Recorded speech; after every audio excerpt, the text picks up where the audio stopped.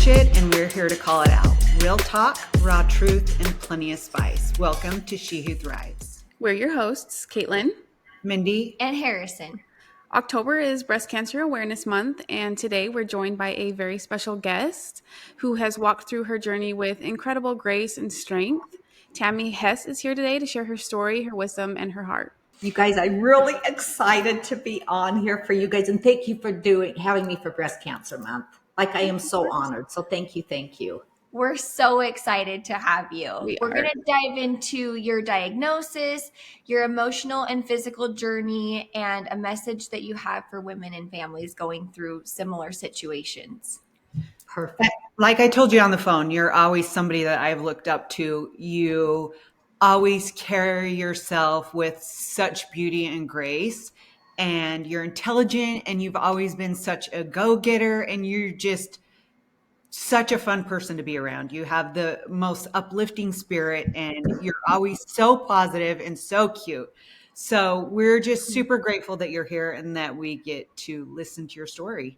Yeah. Well, I cannot wait. And I'm really honored to be on this, you guys. So thank you for having me.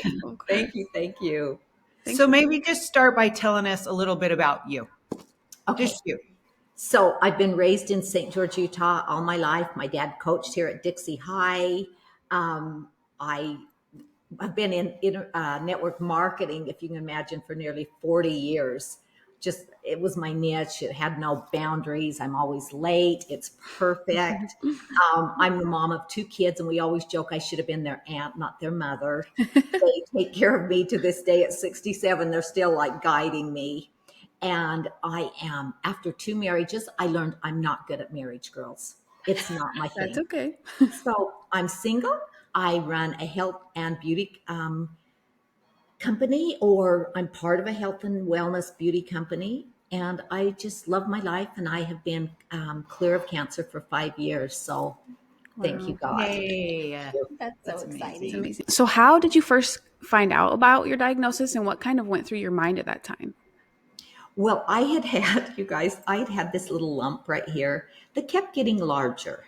Mm-hmm. And I just thought, my family doesn't have cancer, so I'm not going to have cancer.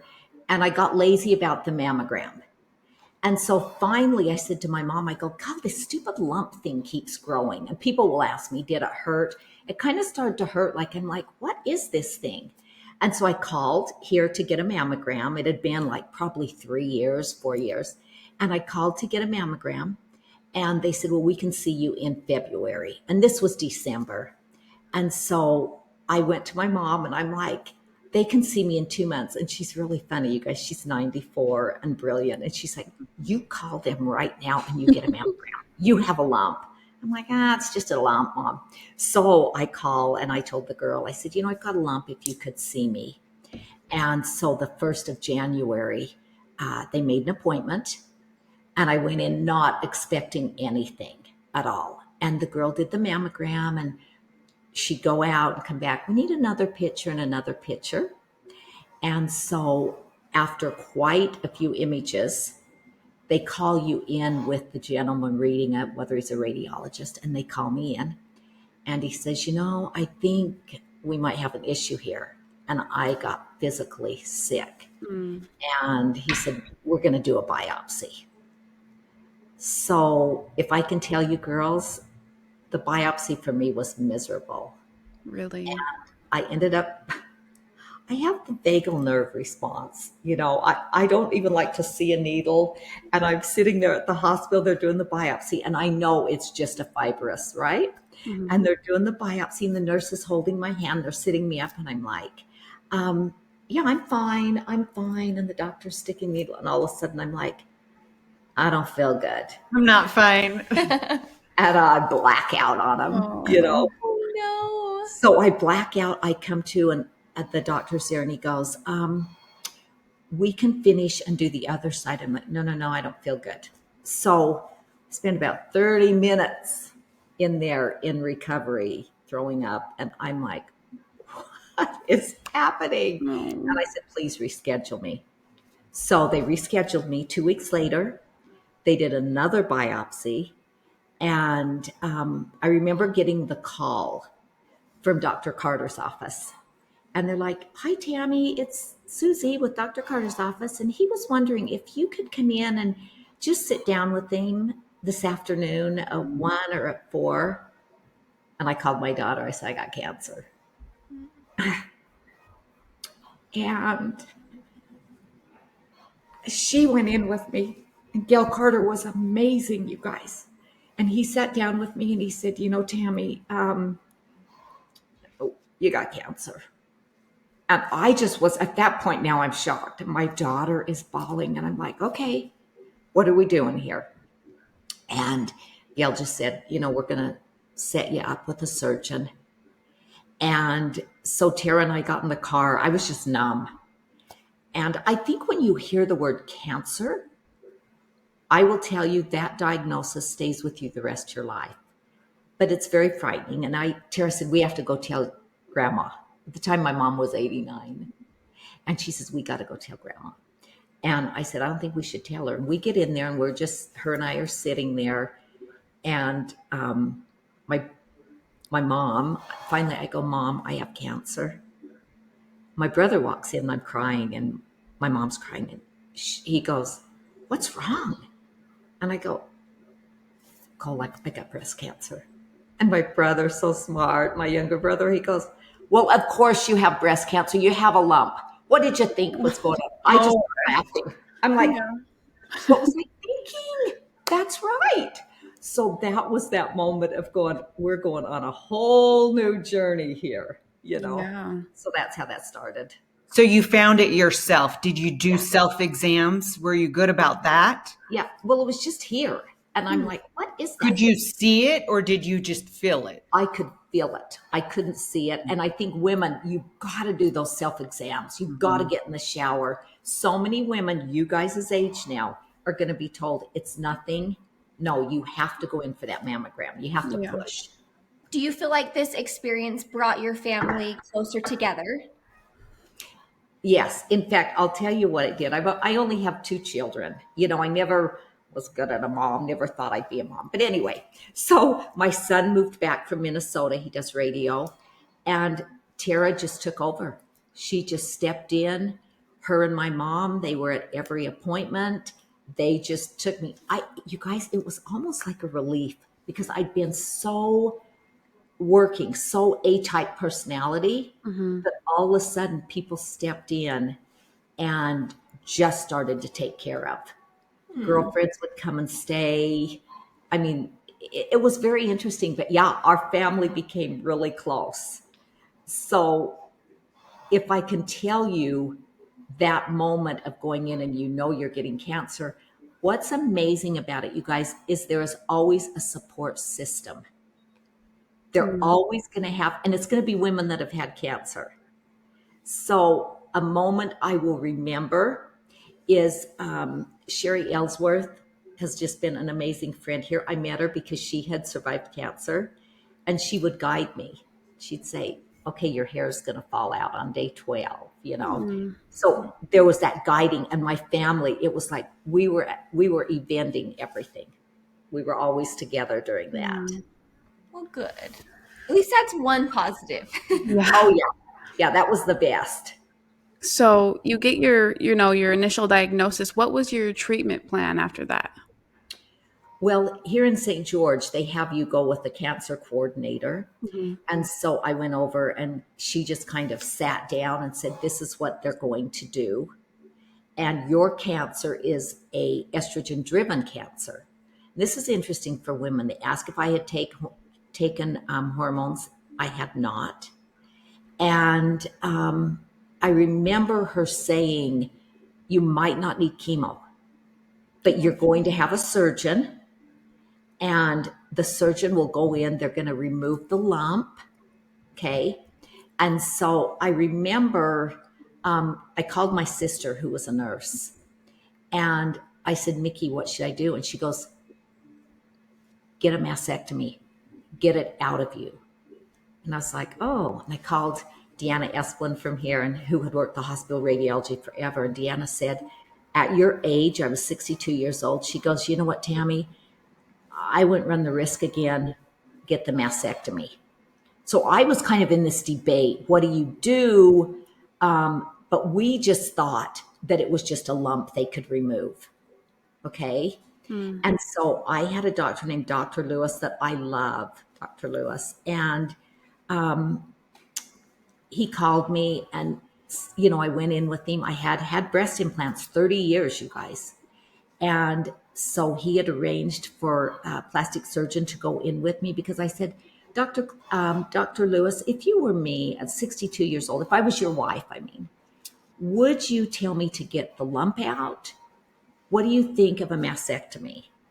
And he said, well, you have precancer on the right, you have cancer on the left. And he said, I would tell my wife, I believe, to do a mastectomy. And so I opted for that. I opted to get that mastectomy. And when he took me in, it was really funny. Women don't think. I have a surgeon. I've got someone that's going to come in. And as he's taking me down the hall, I look at the nurse and I go, is he very good? And she's like, because now think of this, I'm going to have a mastectomy and I have now opted for not having implants. Because my thought, you guys, was my immune system is so low. I've been so weak for so many years. I don't want to fight. I believe what happened, my belief, which could be wrong, is your body fights anything foreign. Now I've not only got implants, but I have got a lump. I'm like, let's just take it out, right? Yeah. So they're wheeling me down to get this mastectomy. Tara's taken me.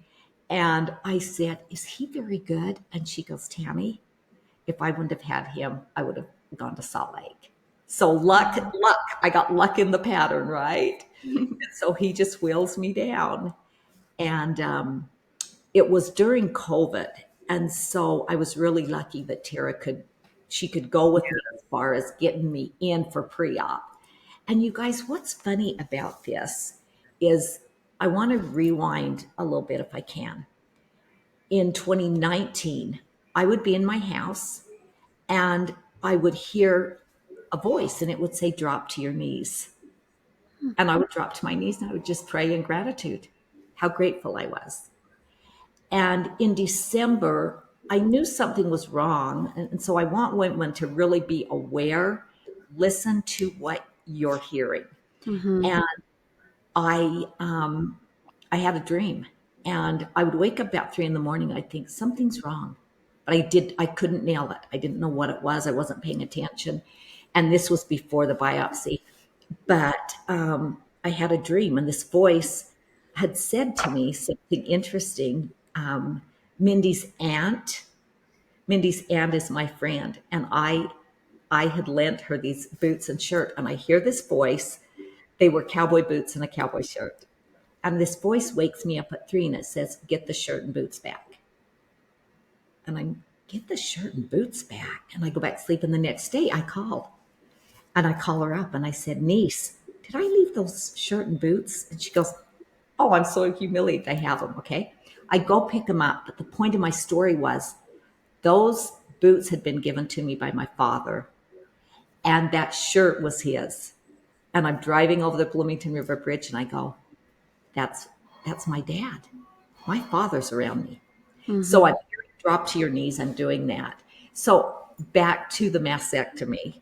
I go in for the mastectomy and I wake up. And through every tragedy, you find humor. And so when I wake up, I call my daughter calls me. She's like, are you okay? I'm like, oh my gosh, I feel so light. I feel like a string bean. She's like, a string bean? So they were so good with me in that hospital, and just bound up and bandaged. But I felt it was part of my journey to get that out of me. So we did the mastectomy. DJ picked me up and took me home. And our slogan became, no boobs, no problem. So I love that. That's so cute. So how was that for you? I mean, you've always taken such pride in the way you looked, and your boobs were you. I mean, Tami, you knew Tami, her blonde hair, her little skinny body, and her big old jugs. Oh my goodness. Yeah, So how so true. was that, emotionally for you to adjust to not having any breasts? Well, I think at first I just felt so light and I didn't really look at it. And I Mm. had the bandages and you have the drains. And I remember calling my daughter and I said, Tara, I get to shower. Can you come shower me? And she came over and I said, I can't look because I will pass out if I look. I was very scared. And she got me in the shower and she kept going, oh my gosh, mom, it looks so good. I go, are you sure? I didn't look down. I'm like, I can't do it. And um, it is different. It is different where, like Mindy said, when we say no boobs, no problem, boobs are very feminine. They're, they're very feminine. They're part of your sexuality, right? Mm-hmm. And now here I am, and I look like a 12-year-old. And so I'm thinking, okay, this is my new life. 5 years later, is it hard? It's a little different. It's easier. I can't imagine, to be honest, having to wear a big bra wrapped around me. I just get up, throw something on. But that feminine part, that part of who you were, it will change. So if someone does a mastectomy, they need to know that it will Yeah. change. After the mastectomy, Dr. Lewis called me, and it was really cute because as he's willing me in, I'm thinking, I hope this guy knows what he does. He calls me, hi, Tammy, it's Dr. Lewis. I remember where I was. Through every tragedy, you'll remember where you were. Mm-hmm. And he says to me, I've got good news and bad news. I go, what's the good news? And he's like, I got all your margins. I said, Dr. Lewis, I look like a little 12-year-old. You couldn't have missed anything. There's nothing there. Oh. There's You nothing got it there. all. Yeah, nothing. He said, the bad news, it's in your lymph nodes. And I Mm. just sat there because now you're wondering where is all of this? And I said, what does that mean? He said, we got to do chemo. We're going in chemo and radiation. And I knew chemo for anybody, especially if you're going to we did 4 rounds of a really high intense, the Red Devil. Wow. And you're going to do 4 rounds of Red Devil. So at that point, the mastectomy is minor. One thing I want to tell you guys, when you have a mastectomy, those nerves, they burn. I came out, I held pillows for 2 months on my chest. That burning was just unbelievable. What was, chemo and radiation like for you? Hard. Yeah, Radiation was a picnic in the park, you guys. really. But chemo, I had to go in and get a port because they're going to do 16 rounds of chemo. And especially when it's in those lymph nodes. Otherwise, treatment would have been different.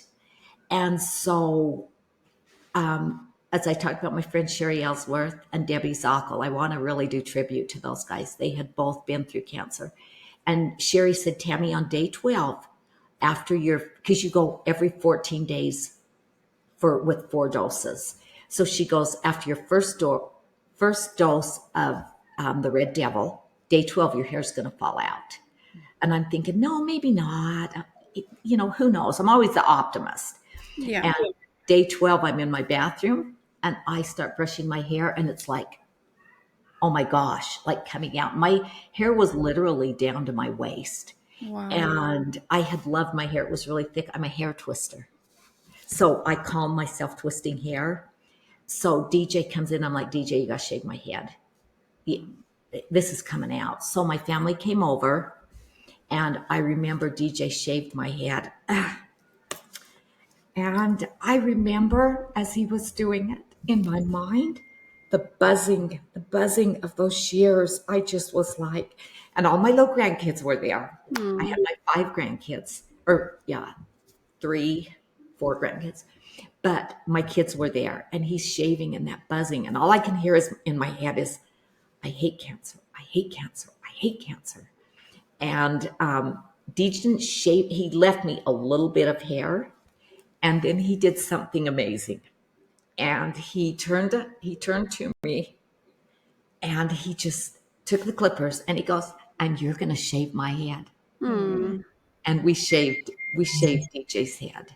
And that started that journey of just, but the hair, but after the second round, the hair is coming out and it's prickly. You're stark bald. There's nothing left once you've shaved your head. Now you have no boobs and now you have no hair. And this is a journey that you're just going to have to laugh about. I mean, it was something that I thought, you know what? Cancer stands for can survive, and you just walk through it because you've got people helping you now. So when I went in, I do want to say when I went in to get my port with Dr. Lewis, here I am, I have no boobs. And this is before the Red Devil. And he says, he looks at me, I'm laying on the stretcher, and he goes, how's my beautiful patient? I said, I'm not so beautiful anymore, Dr. Lewis. And we laughed, And so they put the port in. Here's something about pain. Once the port went in, the port was so painful. He said, you're so thin, I don't have any. It was right on top. And so that port ached for as long as I had it. But the pain, they say the body can only focus on one thing. So this was gone. Really? There was no nerve pain. Now I'm dealing with this port sticking out of me. So how long did you have your port in? Just through your radiation? I had it through chemo and through radiation.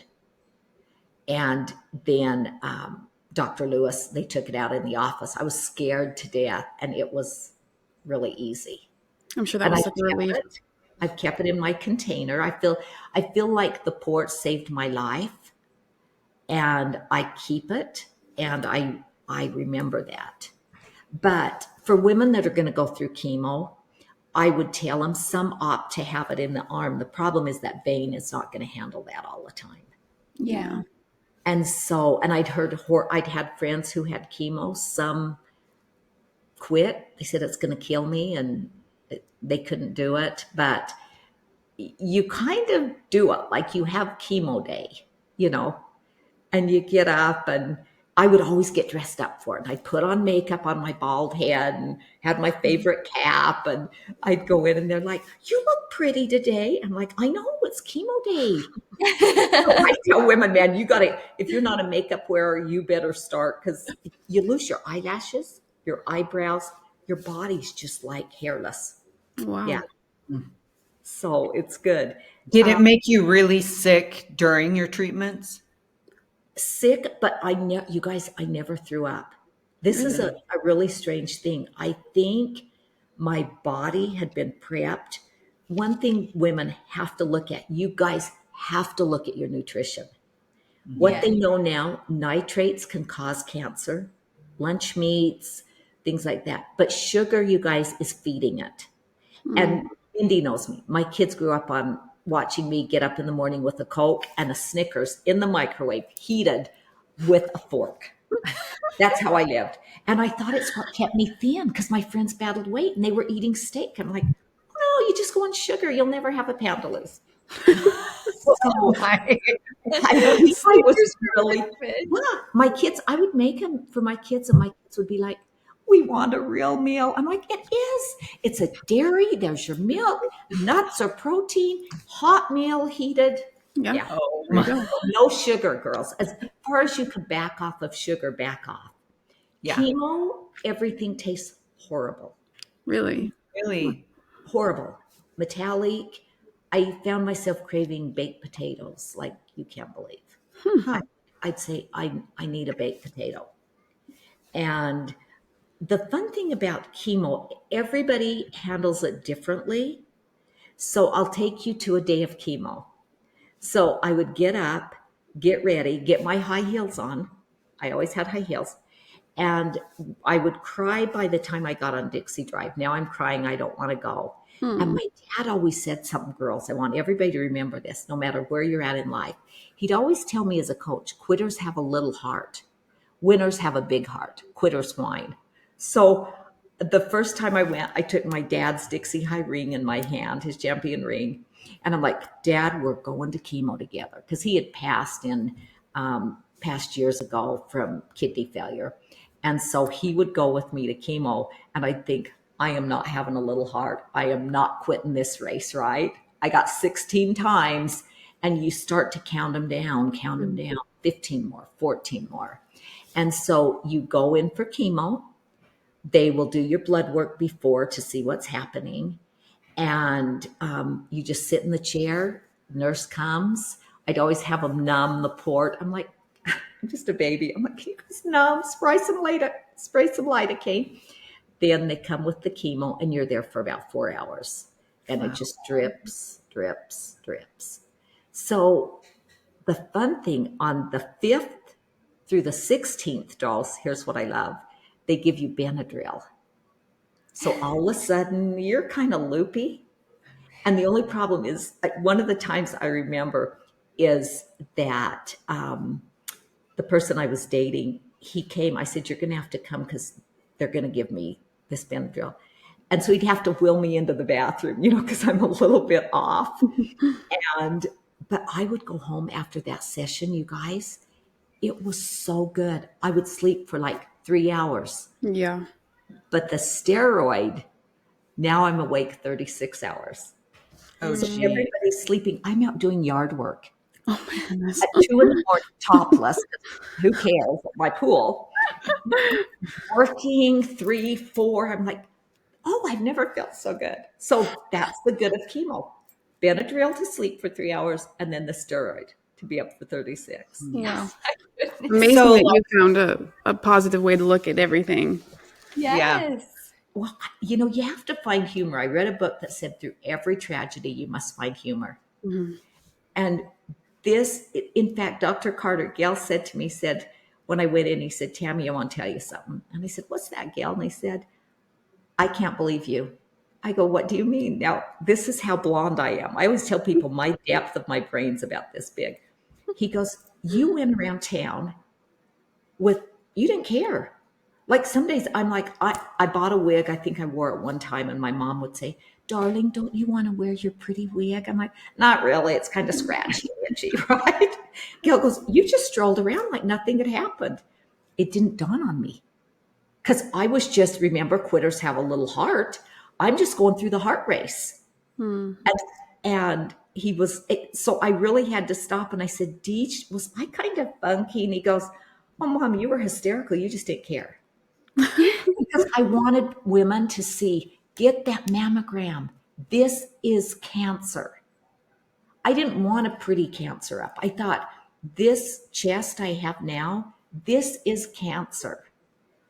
The no hair, this is chemo. Yeah. So that's, and for young girls, it is coming younger, you guys. Breast cancer is showing up. I think it's 1 out of 6 women now. You've got to get those mammograms. Yeah. I think that has a lot to do, like you said, with how we eat and the foods that they allow us Americans to eat now. It's all full of shit and pesticides, and who knows if organic is even organic at this point. I just think they're pumping us full of all this shit now, and everybody's doing something. I'm glad you brought that up. Did you know in order to be organic, you can have an organic field and a spray field, and they are 8 feet apart. Oh, geez. It's not going to float on over. Yeah. Wow. That's why you have to wash everything. Make sure you're washing and doing and getting, you've got to be really careful about the eating anymore. Yep. It's true, yes. But even for babies, you'd be surprised how many awful ingredients are in formula. Oh, women are unaware. We're just buying it and taking it. And younger kids are getting cancer. Yeah. One thing I do want to say is that in St. George with your Aunt Michelle, I don't know, I think she's too young, but we had downwinders. Mm-hmm. And my dad got lung cancer and bladder cancer when I got breast cancer. Between 1956 and 1958, atomic testing out of Vegas came this way. Yep. 1960 to 62. So I was the 62 generation in Hurricane, Utah. The government has the downwinder, and they've now It was $50,000. It's now $100,000. They are giving this money. It's certain cancers. But I walk out to the mailbox one day and here's this check. It looked like an ad. Like I'm thinking, I'm not going to open that. I open up. They mail me a check with a stamp to Tami Hess for $50,000. Wow. I thought, how many people don't even open the mail? Yeah. But I'm grateful that the government has taken awareness on what they did back then.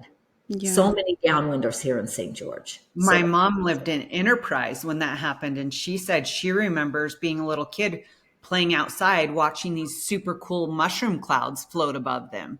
And that's what it was, horrible. Yeah. The 3 men that built Bloomington Country Club did the golf course. All 3 died of cancer. Wow. So I just wanted to thank the government for helping me pay that, because I wonder how some people, if you don't have insurance, how that they do get through that Yeah. For sure. with the chemo. Let's talk radiation a minute. Some people are like, I wouldn't do it. I had a doctor and he was amazing. He owned radiology here. And so they go in and they tattoo you. So it's a little teeny mark. They know where they're at. You have to lay really, so they're going to mark you and. And radiation, it was 15 minutes after the 16 chemos. It was 30 radiations. Wow. And you lay there for 15 minutes. And you guys, it was the most interesting thing that would happen. I would come out and I would go live. My brain was so clear on what I was to direct people to. And I haven't had that clearness since. But he said to me, Tami, I'm sorry you have to go through this. And I said, oh my gosh, this is like a walk in the park. I just lay there. But burn, oh my gosh, that spot where that tumor was, it is going to burn like you can't believe. But that's what they're, at 5 years ago, that was chemo, radiation, what you do. On a mastectomy, what's interesting, they can tattoo you. Yes. Mm-hmm. And this is going to be real open for girls. When a lot of times sexually, the nipples are the stimulation, right? And so for me, they just took everything. So there's nothing there. And it's just my incision is right here. So I'm just straight across. And if you have reconstructive, they're going to go in and they'll either reconstruct that or they'll tattoo you. Yeah. And so that was another thing for me, is I'm like, oh my gosh, this is quite the journey, right? And so I did not do any of that. And I look back, if I was you guys' age, if I was younger, I would do reconstruction. I don't know. I have a friend whose daughter just had a double mastectomy. They used the fat from her back and her waist to rebuild her. And I think for me, I would do that. That would have been the way I would do that. When you get those implants, you guys, after, a lot of women have to have those spacers and they're very painful. Yeah. Some doctors are going in and putting those implants in right then. And I ponder that because I'm like, your body has been through something really rough. How is that immune system going to work? And that's what really scared me. Yeah. I didn't feel I was strong enough. I'd battled health issues for years. And so I opted not on that to do makes that. Yeah, for sure. Yeah. And I want to tell you a cute story about that. A friend came to see me about a year later. I'd never met her in person. We met through business. And we were out at my pool, and she's 55, rock hard body. She's like you, Mindy, and just amazing. And she's out there in her bikini, and my 2 other girlfriends are there. And she's like, my stomach, I'm like, if you guys saw me nude, you would die laughing. Oh. And so she's talking about how bad she looks. So I just go out there. I'm in my high top, big woman underwear, right? Black. I'm thinking, that looks like a swimming suit. I just whip my top off and I go, hey, Annie. She's talking. She's complaining. I'm like, hey, Annie. She turns around and she looks at me. She goes, oh. And I'm like, well, thank you. It just shocked her. I said, now what were you complaining about? She goes, I'm fine. Oh. Oh my Yeah, goodness. always be grateful, girls, for what you have. Yeah. Always be grateful. Perfection is overrated, right, But Mary? you look really good. So Tammy, we had a little break and she showed us, what it looks like to have your mastectomy, removing everything. But I wouldn't expect it to look like that. Like you look really good. Yeah. Um, I'm going to do something really strange, and you guys can cut it. I will show them what I look like. I don't think that's Is that problem at all. okay? Yeah. Yeah. And because I don't want to freak anyone out, but I want women aware because you do have options. You don't have to go through more surgeries and more implants. And my purpose with women is I want to let you know you will make it through it. Mm-hmm. You will make it through it, and cancer is a real deal. But so I should have tanned. This, you guys, is a You healing. look tan. Oh, it must be your room. This is a healing stone I wear. It's grounding because since chemo, I've had a lot of anxiety and vertigo. So I wear this healing Wow. stone. So that's a gift from my girlfriend. But this is what you look like with a mastectomy. So these are my pec muscles. And I used to always do this. See, I could lift Mm-hmm. up when I had implants. I'm like, these things are going to fall. This is me now. And this is the underneath. So you can picture where that implant was. Mm-hmm. I don't know why this looks. I am concave. So when my surgeon said, you're very concave, so you're going to have a different look than somebody else that isn't. So I'm very narrow through the ribs. And this is the scarring. This is the work of Dr. Lewis. And I do drink collagen every day, 1 or 2 a day to help lift that. So that's an option for women. You can see they couldn't have even tattooed. This is all bone. So if you were to feel me, this is my rib cage. This is still numb. This part of me to touch that is painful. But they really, my girlfriends will go, do you want to have them tattoo you? And I'm like, what are they going to tattoo? Like, it's just my shape. So Mindy asked me about a bra. So I would try them, you guys. They would come up. I'm like, what is this thing? So no, girls, I don't wear bras. I just wear my clothes. And yeah, sexually, I'll be real raw and open with you. You're not going to find me like if I was in a relationship, I was with someone for 14 years. He never saw me nude. Really? After that, yeah, I was the girl running around my house nude. My kids are like, Yeah. Mother, right? No, I always sleep in something. I always have something on top of me. Yeah. Mm. So that's probably my own hang up, right? It's what I do. But it's okay. Anyway. Were there ever moments that you felt like giving up? Did you ever have rituals or affirmations or little routines that kept you grounded and kept you going? I'll go through the rituals and then I'll talk the giving up.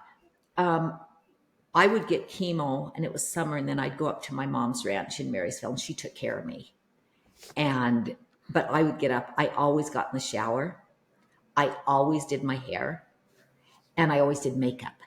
And my mom's so cute. We're out on this little ranch. She said, why are you doing makeup? And I have a slogan, everything's perfect. Just put on a little lipstick.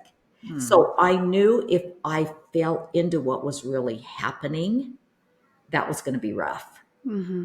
So I think for anybody out there, if you will take that first part of the morning and take care of yourself, it will lift, because life's a vibration. It's all a vibration. So it will lift that vibration up about how you feel about yourself. Yeah. And I remember 2 times wanting to give up. One, I was at the ranch and my mom and I would sleep together and I started to cry. I said, I can't do it anymore. I can't do it.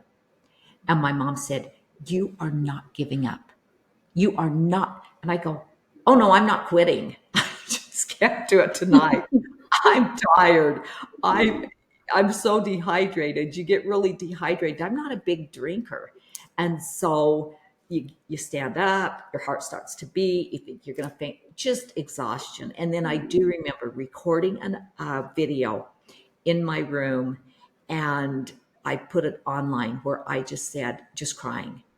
I just want to know that I'm going to get through this and I can go to Balboa, and I don't know how much longer I can take this. And there are those moments where it is so heavy. Cancer is a dark energy.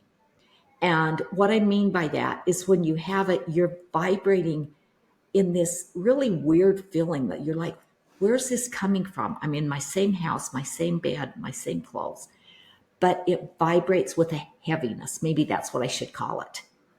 And you can try to say everything's good and happy.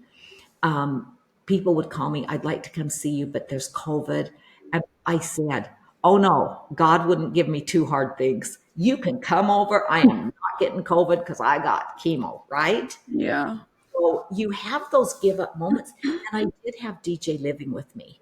And he was, Mom, what can we get you to eat? There were nights I remember being so bad, so sick, that I would literally crawl in bed with him and just say, just lay next to me because this is rough. It's a little rough of a journey, depending on that support system, you know. Yeah. And very grateful to the company Minky. People brought Minkies. I became very texturized. I wanted to feel soft things. And, you know, thanks to the paparazzi, Misty that owns paparazzi and Shani and Julie, man, they brought me the Minky robe and they brought me the Minky blankets and they delivered dinner at my door. And just that support, that feel good, lift up emotion was really good. And that can make all the difference.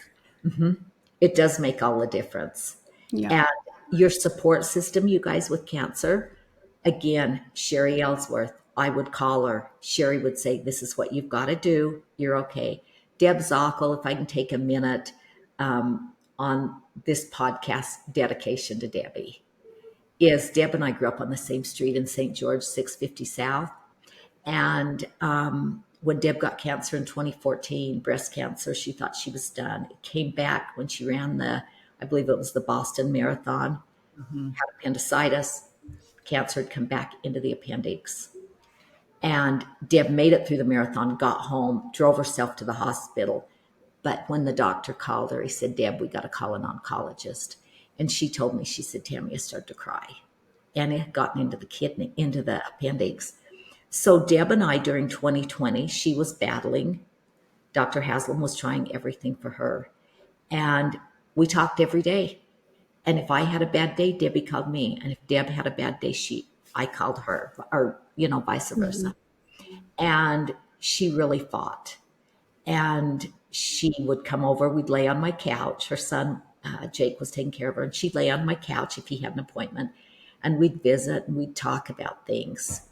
And I want to tell you an experience with Deb. She was talking, and all of a sudden I said, Deb, your dad's here. She said, what? And I said, he's on your left shoulder. Your dad's behind you. I could feel that energy of that. And I said, he's here with us. Well, Deb thought she was doing better. And Dr. Haslam, she went in and he said, Deb, we're putting you on hospice. And so again, speaking of angels, I took a girl that does healing and we took her over to Deb's. And Deb was in her bed. She called me and she said, he's putting me on hospice. And I said, well, no, you're not dying. We're resting. She was down to about 85 pounds. And she got a treadmill. She had Tony bring a treadmill in. And I would go over there and here's Deb, 85 pounds on a treadmill. She's going to walk this out, right? She's going to walk it out. And that day that we were sitting there, the girl doing energy work on her, Deb, was getting weaker and weaker. And I was on the floor with her sister. And I said, who's around, Deb? And she talked about her dad. Deb goes, yeah. She says, your father's here. And Debbie said, he would be here. And she says, there's a little girl here. And I said, Deb goes, a little girl? She goes, yeah. She's 6 or 7. And Debbie goes, well, my sister died at 55. And she said, no, this is a little girl. She's 6 or 7 and she's all in pink. And I turned to Jolie and I said, that's my sister, Shelley. My sister, Mhm. age of 7. And I said, Deb, I think it's my sister. We never called my sister Michelle. And Deb sat up in bed and she said, Michelle? And I said, yes, your dad and Michelle are here.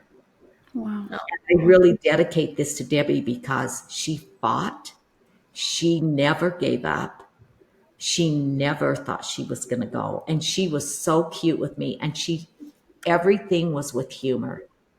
And again, I really want to thank her for that and her showing me that when it was time for her to go, she had done her journey, she had done the journey here.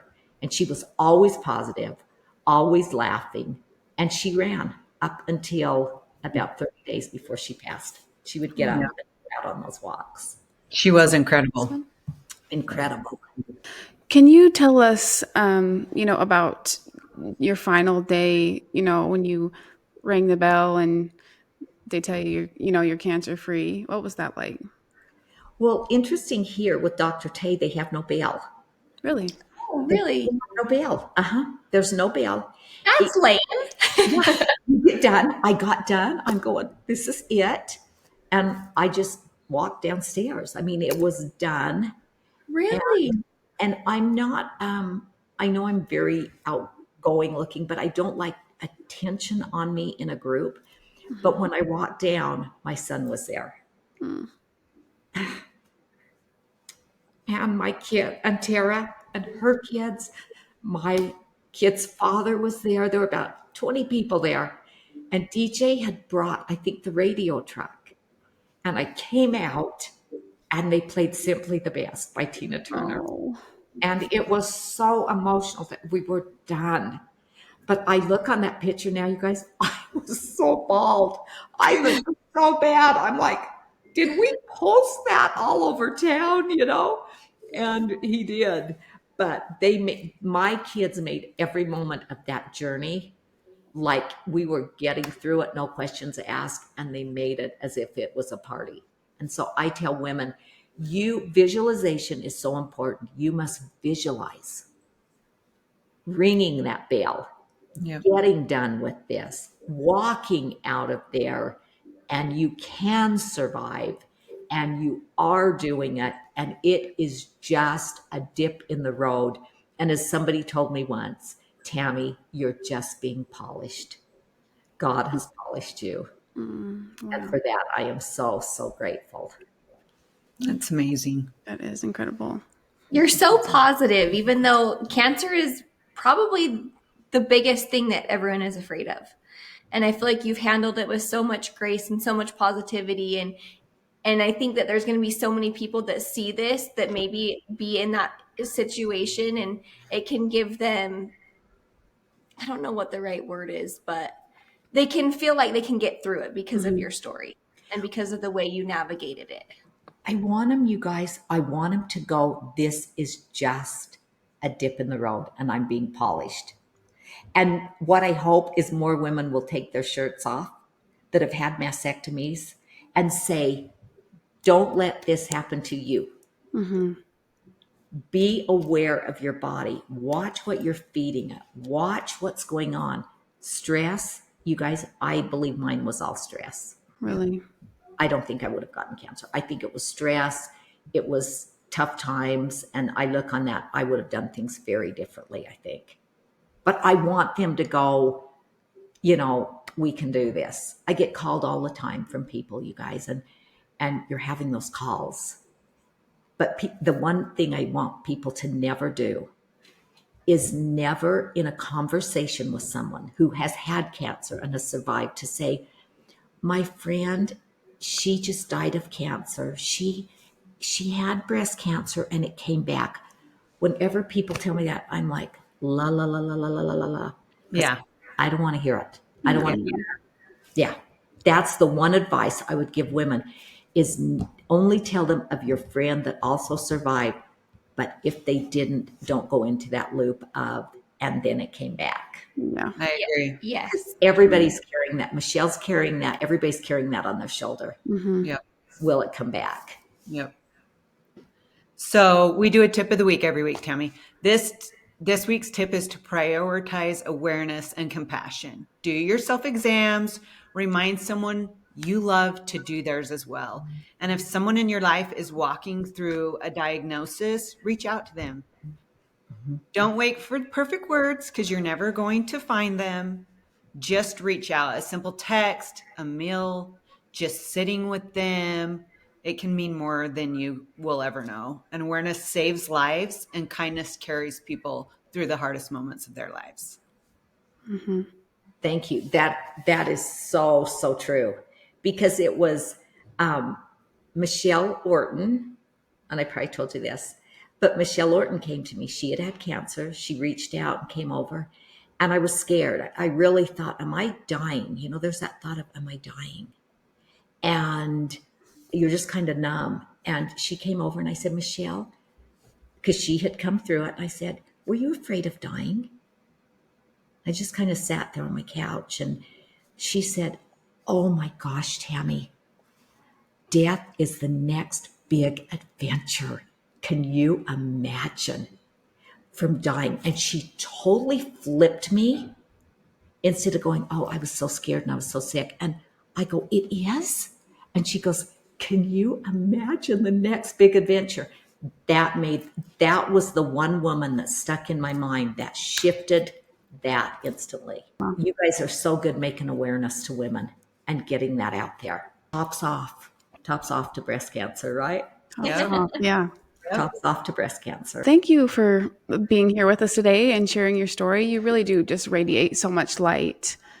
But thank you also, everyone else, for hanging out with us today on another episode of She Who Thrives. Don't forget to like, subscribe, and share with a friend. We will be back next Wednesday with a brand new episode. But until then, remember, no matter where you're at in life, no matter what you're doing, do it to the best of your ability and always strive to thrive. Tops off. Tops off, girls. Tops off. Thank you so much for being here today. Thanks, Tami. Thanks for having me. My kids are going to be so proud of me. It's amazing.